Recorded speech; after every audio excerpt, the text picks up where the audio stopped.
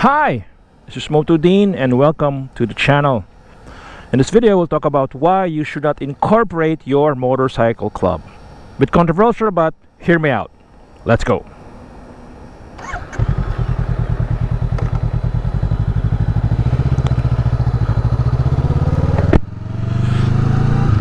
Hello everyone, welcome back. This is Motovlog. Giving my legal views, I don't say advice, just legal views on the efficacy, the need to incorporate your motorcycle club or maybe any other club. Should you go to the Securities and Exchange Commission, create an entity for your club? I say no. So you have a club, you're a group of riders, you want to call, whatever, you have a common interest, whether it be the brand, the model, the type of motorcycle, cruiser club, whatnot have you. I'm part of the Rebel Club. I'm part of the, well, it's not a club, it's just a GC. I have another bike, so I'm a part of the BMW Motorrad GC. It's incorporated? I don't think so, and if it was, I'm not gonna join. Now, why I'm not stopping you to have a club. I'm not stopping you to form a group. But what I am stopping you is to incorporate. You don't have to go create a juridical entity and call yourself something club incorporated. You don't need to. Why do I say that? Why do I say that?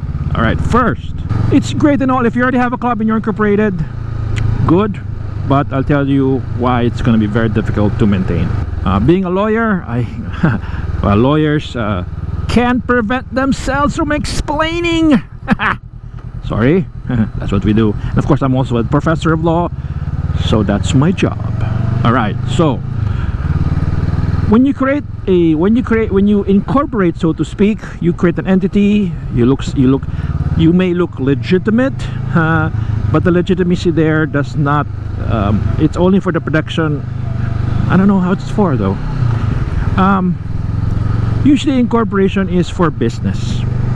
It's for business to make money, to create money, or to have help others. And to incorporate, you allow yourselves to. Let's just go straight. I don't know. I have never been there.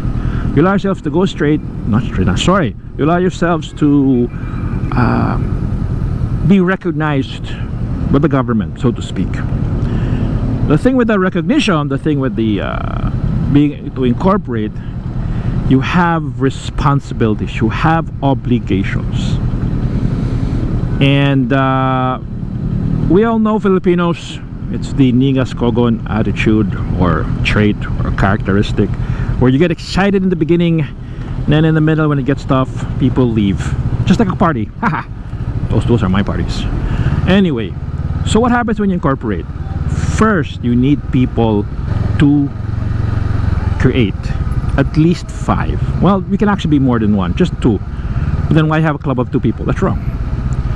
So you need at most 15 people to incorporate. What if your club is more than 15? You already, number one, you already lost the voice of those who are not part of the 15. That's it. They're gone.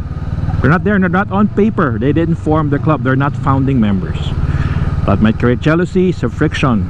And take note, those who are in the incorporators, your name is forever etched in law. Your name is forever etched in a government document. And as you know, just watching the Senate, your name will appear every time they look into it. Would you want that? So there, you risk exposure.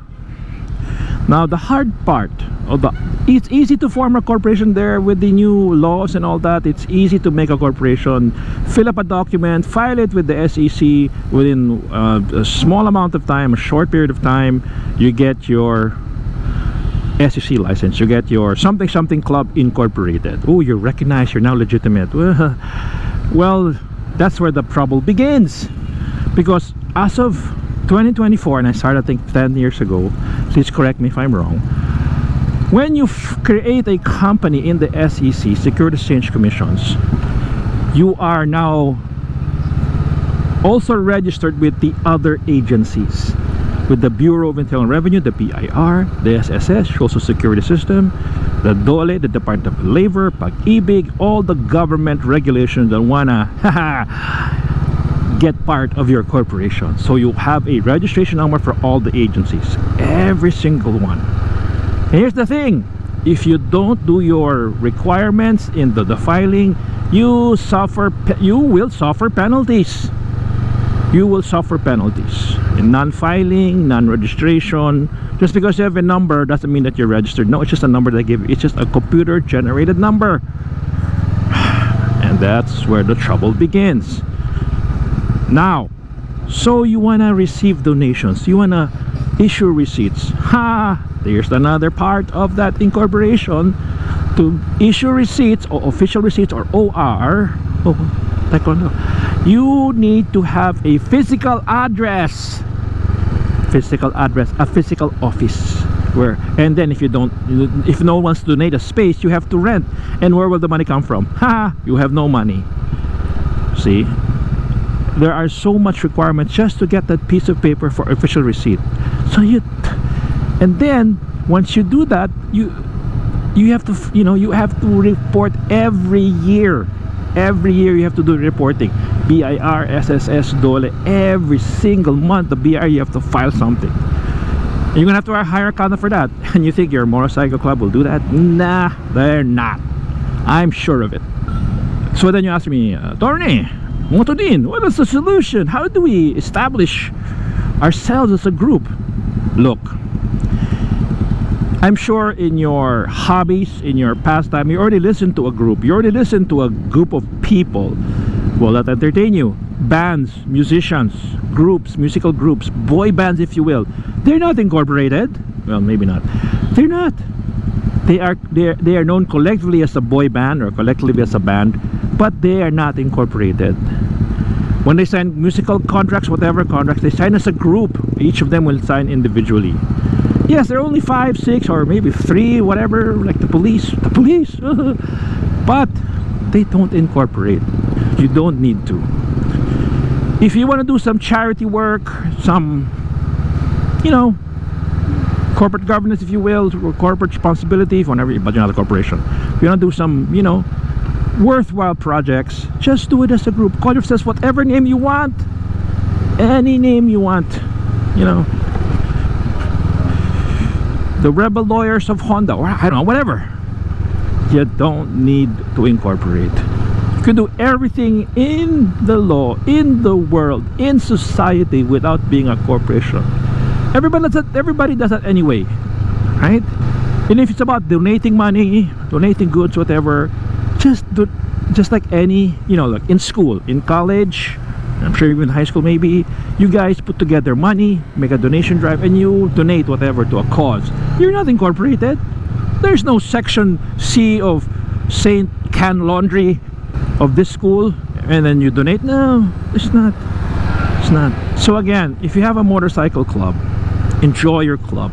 Camaraderie, friendship, fellowship, do all that. Have fun. Mostly have fun. Do good things with your club, but you don't have to be incorporated. You don't have to be SEC whatever. Be recognized as a name. Okay, let me recap, summarize why you should not incorporate. Number one, you get registered with all government agencies, and you have to do repertoire requirements, and you're gonna have to have a physical office, whether you rent it out or somebody, that where are you gonna get the rent for that? You're gonna have to hire an accountant. Not even maybe hire. You have to get an accounting consultant, because they have to do your financial statements every year that you have to file with the BIR and the SEC. And I know you do it for the first, second year, and after that, no more. People come and go. People stop riding for whatever reason, and you're gonna lose your membership. You're gonna gain new members, sure, but when you gain these new members, did they join you because, oh wow, you're incorporated, let's join you? Nah. That's not true. So if you have a motorcycle club, just give yourselves a name.